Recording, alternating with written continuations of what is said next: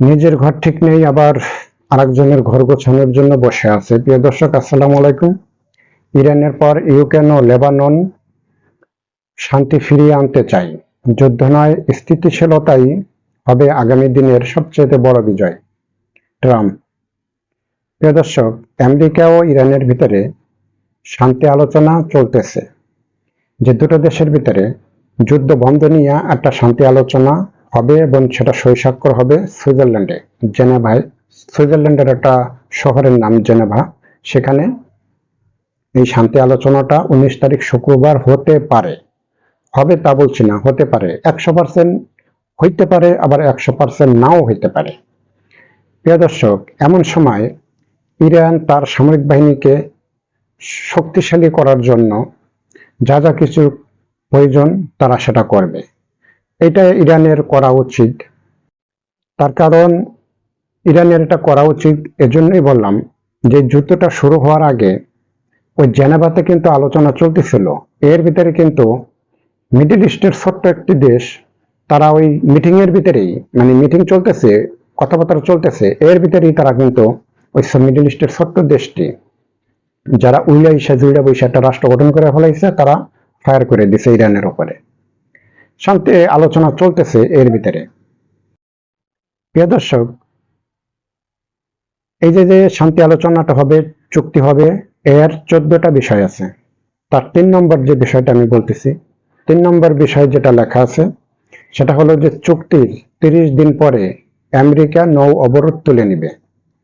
প্রিয় দর্শক, হরমুজ প্রণালীর চতুর্দিকে যে অবরোধ, সেটার কথা বলতেছি। এখন এই নৌ অবরোধ তুলে নেওয়া না নেওয়া, এটা তো আসলে ইরানের কিছু যায় আসে না।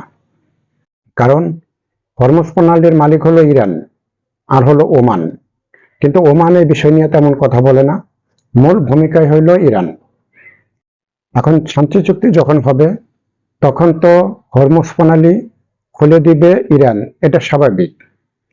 কিন্তু আমেরিকা খোলা না খোলা বা 30 দিনের ভিতরে তারা নৌ অবরোধ উঠানো না উঠানো, তো এখানে কিছু যায় আসে না। হরমুজ প্রণালীর মালিক তো ইরান আর ওমান। ওই আরেক দেশের থেকে তুমি জাহাজ টাহাজ নিয়ে এসা, কয়েকটা জাহাজ যদি তুমি চতুর্দিক দিয়ে রেখে দাও, যে আমি অবরোধ করে রেখে দিছি, মানে শো, মানে প্রদর্শনী, ওই প্রদর্শনীতে তো মানে কোনো কাজ হবে না। এখানে ইরান যেটা বলবে সেটাই। প্রিয় দর্শক, মার্কিন প্রেসিডেন্ট ডোনাল্ড ট্রাম্পের কথা শুনলে যেটা মনে হচ্ছে, যে আসলে 19 তারিখ শুক্রবার জেনেভায় এই শান্তি আলোচনাটা বা চুক্তিটা হবে কিনা, এটা নিয়ে একটু সন্দেহ আছে। আবার আমি আরেকটা বিষয় নিয়ে চিন্তা করেছি, যদি আমেরিকাতে সত্যি সত্যি ওই জিনিসটা হয়ে থাকে, তাহলে শান্তি আলোচনার শান্তির বিষয় নিয়ে, যুদ্ধ বন্ধ নিয়ে যে চুক্তি, সেটা হতে পারে। যে বিষয়টা বলতেছিলাম সেটা হলো যে আমেরিকাতে তেলের সংকট, আমেরিকাতে যে তেল রিজার্ভ ছিল সেটা কিন্তু শেষ হয়ে আসতেছে। এখন আমেরিকার এই হরমুজ প্রণালী দিয়ে তাদের তেল নিতেই হবে, হরমুজ প্রণালী দিয়ে তাদের তেল নিতেই হবে।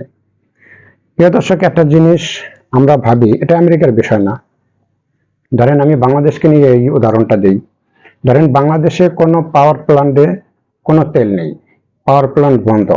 পেট্রোল পাম্পে কোনো তেল নেই, পেট্রোল পাম্প বন্ধ। সমস্ত বিদ্যুৎ উৎপাদন কেন্দ্রগুলি সব বন্ধ হয়ে গেছে।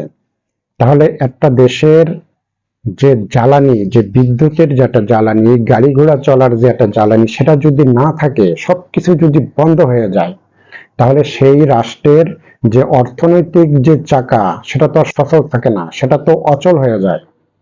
মুহূর্তের ভিতরে একটা রাষ্ট্রের যে কোটি কোটি মানুষ, সব অচল হয়ে যাবে।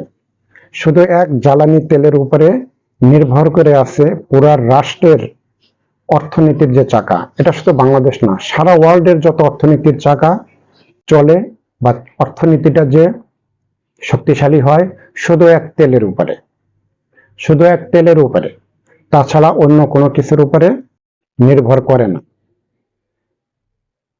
প্রিয় দর্শক, মিডল ইস্টের ছোট্ট একটি দেশ, ওই দেশের একজন মন্ত্রী বলেছে, ওই রাষ্ট্রীয় নিরাপত্তা বিষয়ক মন্ত্রী, তিনি বলেছে ইরান এবং আমেরিকার ভিতর যে চুক্তিটা, এটা হওয়া না হওয়া তাদের কিছু যায় আসে না। প্রিয় দর্শক, যদি আমার এই ভিডিওটা ভালো লাগে, যারা ইউটিউবে দেখবেন তারা সাবস্ক্রাইব করবেন, আর যারা পেজে দেখবেন তারা লাইক শেয়ার ফলো দিবেন। সবাই ভালো থাকবেন, সুস্থ থাকবেন। আসসালামু আলাইকুম।